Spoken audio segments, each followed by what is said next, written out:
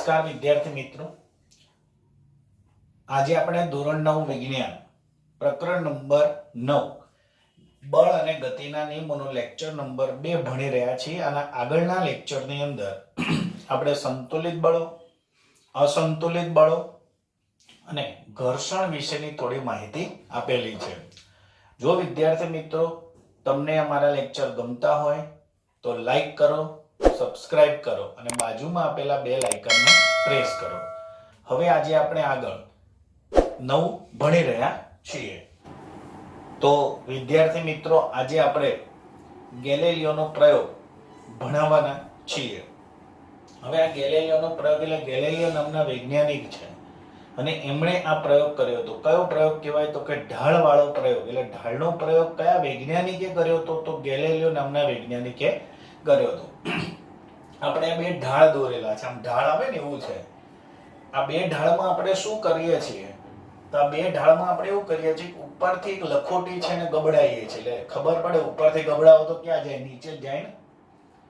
અને નીચેથી આ ઢાળમાં નીચેથી ધક્કો મારીને આપણે શું કરીએ છીએ એને ઉપરની બાજુ ગતિ કરાવડાવીએ છીએ।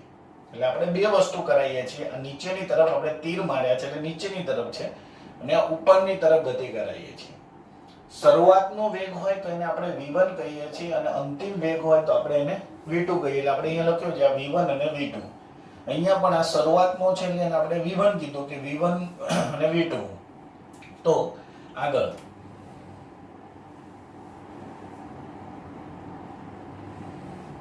કે ગેલિલિયો એ ઢાળ પર ગતિ કરતા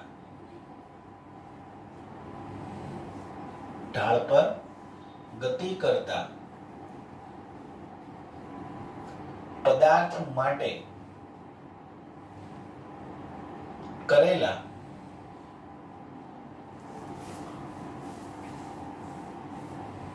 પ્રયોગ પરથી અનુમાન કર્યું અથવા તો શું કહેવાય અવલોકન કર્યું। ચલો એને શું અવલોકન કર્યું તો પહેલું એટલે આપણે પહેલા ઢાળ વિશે લખીએ છીએ। એટલે પહેલું કે જ્યારે લખોટી લખો, દડો લખો, ગમે તે ચાલે। એટલે જ્યારે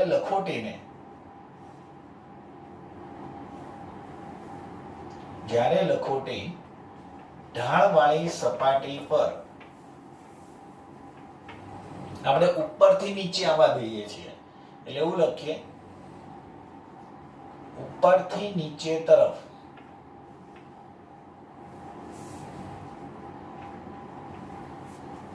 ગતિ કરે છે ત્યારે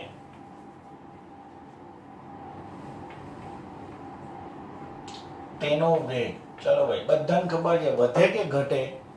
ધારો કે તમે આ ઢાળ વાળો પ્રયોગ છે એટલે કોઈ ઢાળ છે, ઉપરથી લખોટીને શાંતિથી છોડી દેવાની તો જેમ જેમ નીચે આવે એનો વેગ શું થાય, વધે કે ઘટે તો વધે। એટલે ઉપરથી નીચે તરફ ગતિ કરે છે ત્યારે તેનો વેગ શું થાય, વધે છે। હવે જો વધે તો એનો અર્થ શું થયો કે આ લખોટી પ્રવેગી ગતિ કરે છે।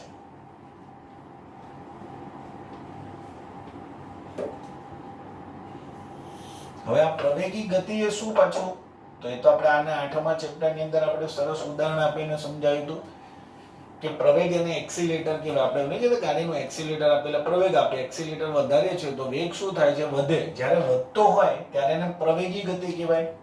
હવે પ્રવેગી ગતિ ક્યારે કહેવાય તો v1 અને v2 એમાંથી મોટું કોણ હોય,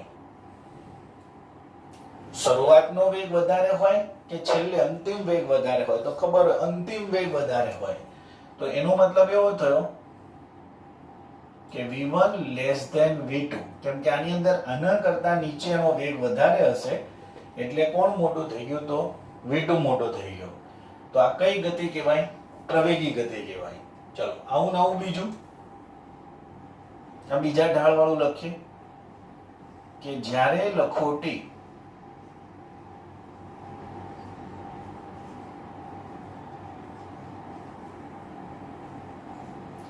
ઢાળવાળી સપાટી પર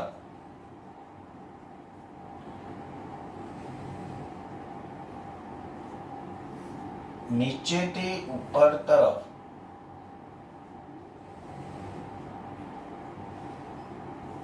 ગતિ કરે છે ત્યારે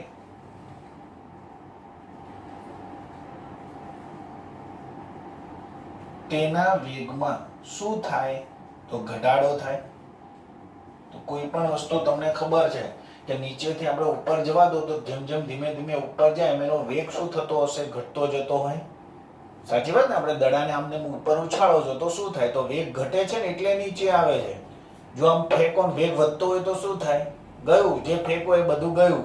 ધારો કે આજુબાજુ કોઈ હેરાન કરતો હોય તો પકડીને 4 જણા ઊંચો કરીને ફેંકી દો એટલે ગયો. એટલે તેના વેગમાં શું થાય? ઘટાડો થાય. તો એનો મતલબ એવો થયો કે આ લખોટી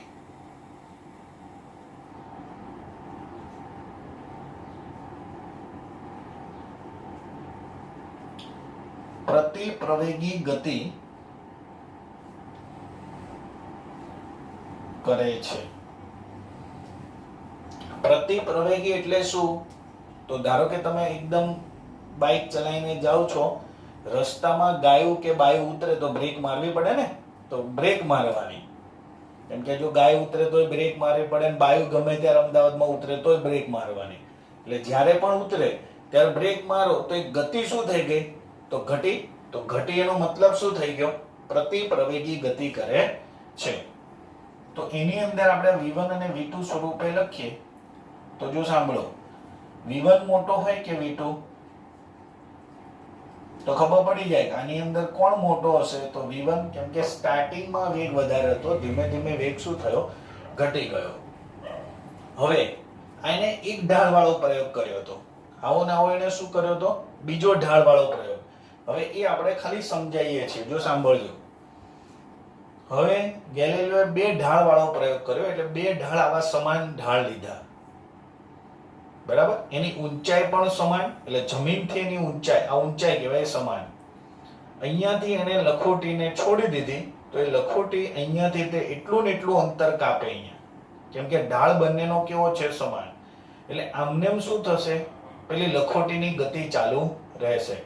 પ્રશ્ન એવો થાય કે સાહેબ તો આપણા ઘરે કેમ આમનેમ ચાલુ નથી રહેતું? કે ના રે. કેમ? ઘર્ષણ બળ લાગે. આપણે અહીંયા એવું લખીએ છીએ કે આ ઢાળ લેવાના પણ કેવા? ઘર્ષણ રહિત 2 ઢાળ વાળો પ્રયોગ છે.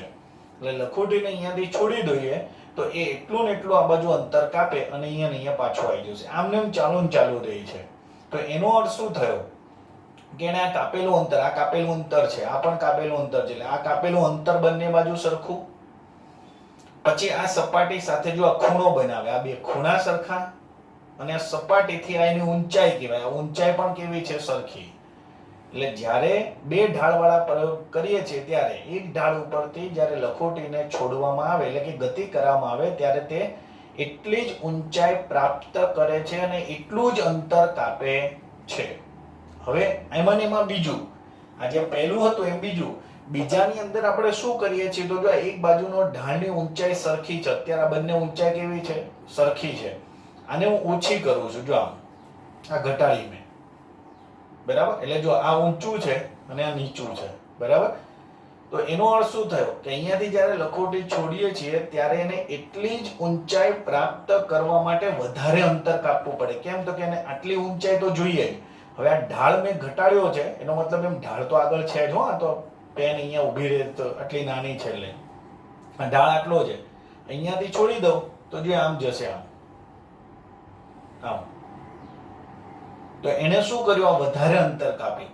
હજુ આપણે આને ઘટાડો થોડો તો આટલી ઊંચાઈ પ્રાપ્ત કરી છે. આટલી ઊંચાઈ એટલે ખબર પડે ને? જો આટલું તો એને આમથી આમ જવું પડે, આમ જવું પડે. એટલે એક સાઈડ શું થાય? વધતું જાય.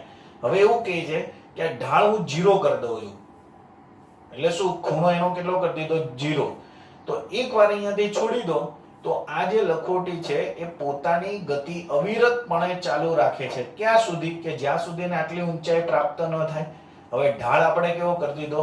સમક્ષિતિજ. એટલે આટલી ઊંચાઈ એને ક્યારેય મળશે ને. એટલે એકવાર લખોટીને છોડી દો અહીંયાથી તો એ આમને પોતાની ગતિ ચાલુ રાખે છે. પરંતુ આવું આપણે કેમ નથી બનતું? ફરીથી યાદ કરાવી દઉં. કેમ? આપણે ઘર્ષણ બળ લાગે છે એટલા માટે. ફરીથી આપણે ફરીથી ટૂંકમાં સમજાય, બે ઢાળ સરખા હતા, સરખું અંતર કાપશે, આ ઘટાડો વધારે અંતર કાપશે, આ ઘટાડો એનાથી વધારે અંતર કાપશે, અને જ્યારે આ ઢાળ નો ખૂણો 0 કરી દેવામાં આવે છે ત્યારે અવિરતપણે પોતાની ગતિ ચાલુ રાખે છે. આ બે ઢાળ વાળો પ્રયોગ હતો. તો આના ઉપરથી નિષ્કર્ષણ એટલે આપણે તારણ શું કાઢ્યું?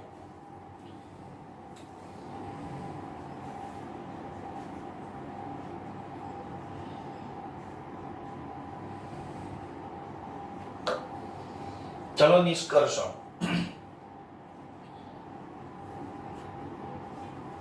કે લખોટીની ગતિ બદલવા માટે તેના પર અસંતુલિત દેખાય બળ લગાડવું જરૂરી છે, પરંતુ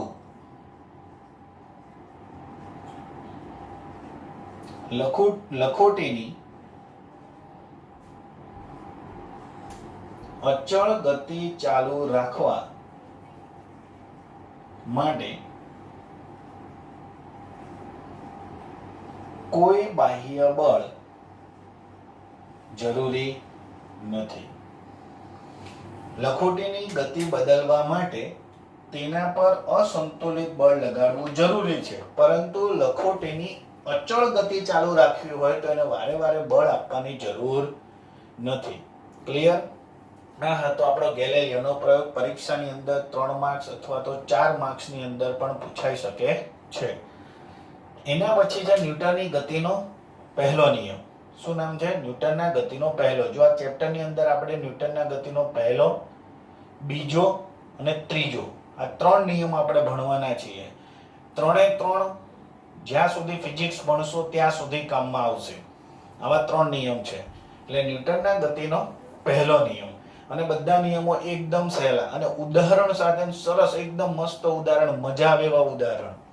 ચાલો, ન્યૂટનની ગતિનો પ્રથમ નિયમ એટલે પહેલો નિયમ કે જ્યાં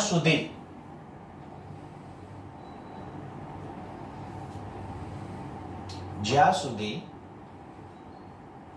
પદાર્થ પર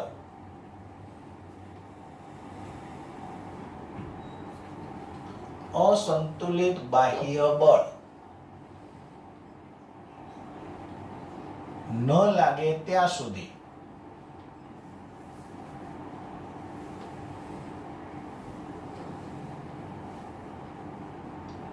સ્થિર પદાર્થ સ્થિર અવસ્થામાં રહે છે, અને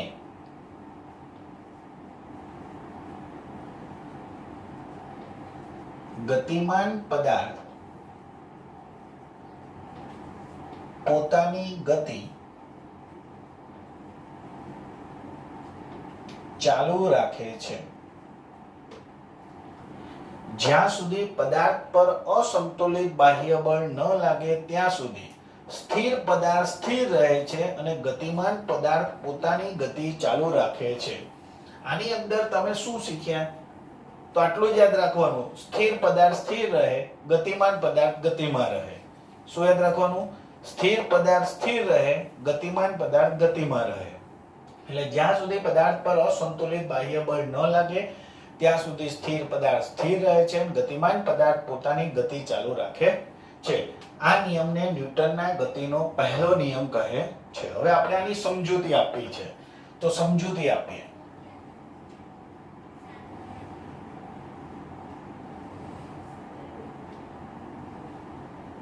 ચાલો, સમજૂતીની અંદર આને આપણે બે ભાગમાં વહેંચીશું. કઈ? સ્થિર પદાર્થ સ્થિર રહે છે, પછી એક એનું ઉદાહરણ આપીશું. ગતિમાન પદાર્થ ગતિમાં રહે છે, પછી એનું ઉદાહરણ આપીશું. એટલે આપણો નિયમ શું થઈ ગયો? પૂરો. પહેલું કે જ્યાં સુધી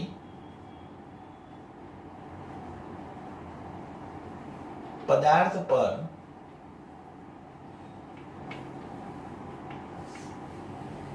અસંતુલિત બાહ્ય બળ ન લાગે ત્યાં સુધી સ્થિર પદાર્થ સ્થિર રહે છે.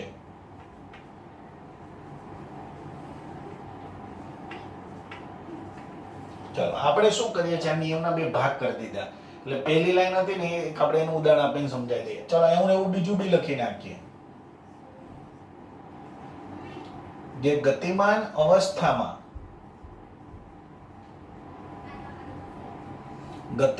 અવસ્થામાં રહેલ પદાર્થ પર અસંતુલિત બાહ્ય બળ ન લાગે ત્યાં સુધી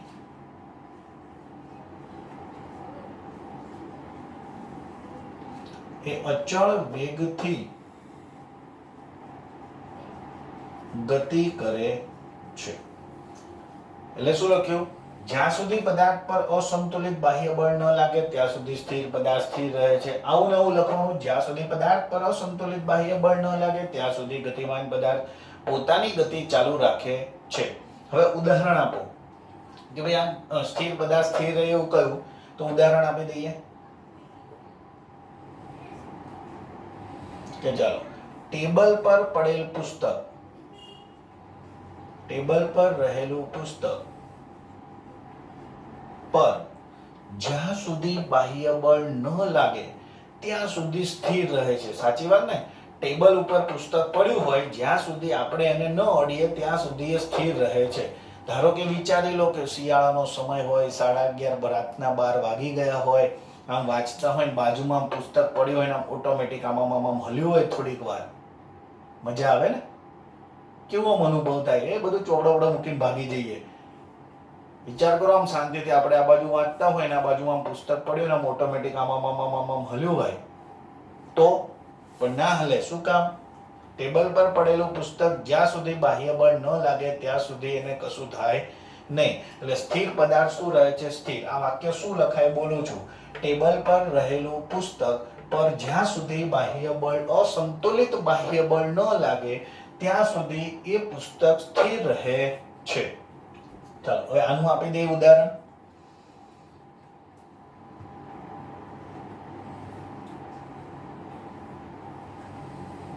ઉદાહરણ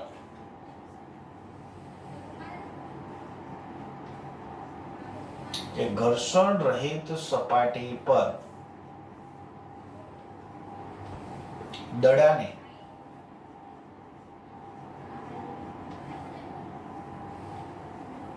ગતિ કરાવવામાં આવે તો તે અચળ વેગથી ગતિ ચાલુ રાખે છે. બરાબર? ઘર્ષણ રહિત સપાટી. હવે જો આવી સપાટી ખરેખર શક્ય છે ને, પણ એવું માની લો કે ઘર્ષણ રહિત સપાટી હોય અને દડો મૂકી ધક્કો મારી દો તો એ પોતાની અચળ ગતિ શું કરે છે? ચાલુ રાખે છે. કે પછી અહીંયા લખીએ છીએ આપણે કે પરંતુ ઘર્ષણ રહિત સપાટી શક્ય નથી. ક્લિયર? ચાલો એના પછી છે જડત્વનો નિયમ. શું છે આ? જડત્વ છે પણ જડત્વનો નિયમ છે કે જડત્વ એટલે શું કહેવાય? કે પદાર્થ પર જ્યાં સુધી અસંતુલિત બાહ્ય બળ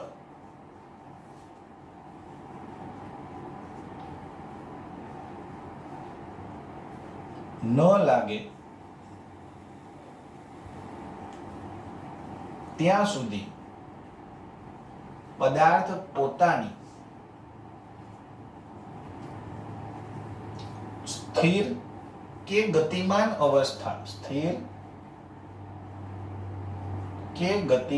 અવસ્થા જાળવી રાખે છે. આ છે જડત્વનો નિયમ. હવે ઘણાને એવું થાય છે આ તો તમે પેલો ન્યૂટનના ગતિનો પહેલો નિયમ જ લખ્યો, તો કે હા એ જ છે. જડત્વનો નિયમ એ ન્યૂટનના ગતિનો પહેલો નિયમ જ છે કે પદાર્થ પર જ્યાં સુધી અસંતુલિત બાહ્ય બળ ન લાગે ત્યાં સુધી સ્થિર પદાર્થ સ્થિર રહે, ગતિમાન પદાર્થ ગતિમાં રહે. આપણે એમાં લખ્યું, આમાં શું લખ્યું કે ત્યાં સુધી પદાર્થ પોતાની સ્થિર કે ગતિમાન અવસ્થા જાળવી રાખે છે.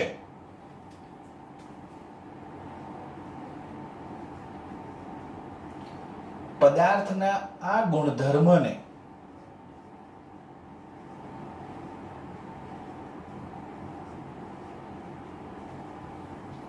જડત્વ કહે છે. પદાર્થના આ ગુણધર્મને જડત્વ કહે છે. બીજું કે ન્યૂટનના ગતિના, હમણાં બોલ્યા ને આપણે, ન્યૂટનના ગતિના પ્રથમ નિયમને શું કહેવાય? તો જડત્વનો નિયમ પણ કહે છે. આ એમસીક્યુ માં પૂછાય કે ન્યૂટનના ગતિના પ્રથમ નિયમને ખાલી જગ્યાનો નિયમ કહે છે, તો જડત્વનો નિયમ કહે છે. હવે એના પછી કે જડત્વ છે, જડત્વના 3 પ્રકાર છે.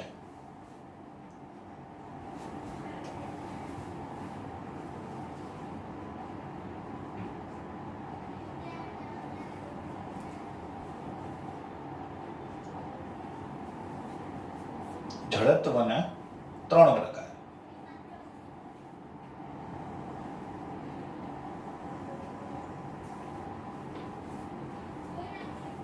દેખાય? જડત્વના 3 પ્રકાર. ચલો પહેલું,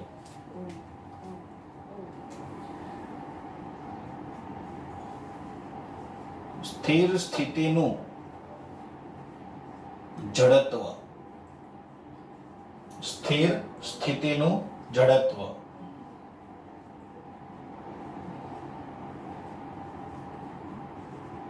આ ગતિનું જડત્વ. અને ત્રીજું જે છે એ દિશાનું જડત્વ. સ્થિર સ્થિતિનું જડત્વ, ગતિનું જડત્વ અને દિશાનું જડત્વ. આ જડત્વ વાળો પ્રશ્ન અને ન્યૂટનના ગતિનો પહેલો નિયમ વાળો પ્રશ્ન 2 માર્ક્સ અથવા 3 માર્ક્સની અંદર પૂછાય, પણ મોટે ભાગે 2 માર્ક્સમાં પૂછાય. તો શું લખાય? તો એક તો પહેલો બંનેનો નિયમ લખો, આની અંદર તો સમજૂતી છે, આની અંદર આ બીજા 2-3 લાઈન લખીને આવો એટલે 2 માંથી 2 માર્ક્સ તમારા આવી જાય. ચાલો ફરીથી આજે આપણે શું ભણાય? તો ગેલેલિયોનો પ્રયોગ ભણાયો. 2 ઢાળ વાળો પ્રયોગ કોણે આપ્યો? તો ગેલેલિયોએ આપ્યો. 2 ઢાળમાં આપણે ઉપરથી આમ દડાને નીચે ગતિ કરાવો, પ્રવેગી કહેવાય. નીચેથી ઉપર લઈ જાઓ તો પ્રતિપ્રવેગી કહેવાય. 2 ઢાળમાં સમજાવ્યું કે જ્યાં સુધી ઢાળ બંને સરખા છે ત્યાં સુધી ગતિ ચાલુ રાખે. એક ઢાળનો ખૂણો ઓછો કરીએ છીએ તો વધારે અંતર કાપવું પડે, હજુ ઓછો કરો તો એનાથી વધારે અંતર કાપવું પડે, અને ઢાળનો ખૂણો 0 અંશ કરી દઈએ તો અવિરતપણે પોતાની ગતિ ચાલુ રાખે. અને એના ઉપરથી નિષ્કર્ષણ આપણે લખ્યું કે લખોટીની ગતિની દિશા બદલવા માટે અસંતુલિત બાહ્ય બળ જરૂરી છે, પરંતુ લખોટીની અચળ ગતિ ચાલુ રાખવા માટે બાહ્ય બળ જરૂરી નથી. એના પછી ન્યૂટનના ગતિનો પહેલો નિયમ કે જ્યાં સુધી પદાર્થ પર અસંતુલિત બાહ્ય બળ ન લાગે ત્યાં સુધી સ્થિર પદાર્થ સ્થિર રહે છે અને ગતિમાન પદાર્થ પોતાની અવિરત ગતિ ચાલુ રાખે છે. એમાં આપણે આ 2 અલગ અલગ ભાગ કરીને સમજાવ્યું કે ભાઈ ટેબલ પર પડેલું પુસ્તક જ્યાં સુધી બાહ્ય બળ ન લાગે ત્યાં સુધી એ શું રહે? સ્થિર રહે. અને ઘર્ષણ રહિત સપાટી ઉપર દડાને ગતિ કરવામાં આવે તો પોતાની ગતિ ચાલુ રાખે છે. પરંતુ આપણે બોલ્યા કે ઘર્ષણ બળ વગરની સપાટી શક્ય નથી. અને એના પછી છે જડત્વ કે પદાર્થ પર જ્યાં સુધી અસંતુલિત બાહ્ય બળ ન લાગે ત્યાં સુધી સ્થિર પદાર્થ સ્થિર ને ગતિમાન પદાર્થ પોતાની ગતિ જાળવી રાખે છે. પદાર્થના આ ગુણધર્મને જડત્વ પણ કહેવાય. અને ન્યૂટનના ગતિનો પહેલો નિયમ એને જડત્વનો નિયમ પણ કહેવાય. જડત્વના 3 પ્રકાર છે: સ્થિર સ્થિતિનું જડત્વ, ગતિનું જડત્વ અને દિશાનું જડત્વ. બરાબર છે? તો આજે આપણે જે કંઈ ભણાવ્યું છે એ તમે તમારી નોટબુક્સની અંદર સારા અક્ષરે લખજો અને ફરીથી વારે વારે વાંચજો, એટલે જે કંઈ ન ખબર પડતી હોય એ ખબર પડી જશે.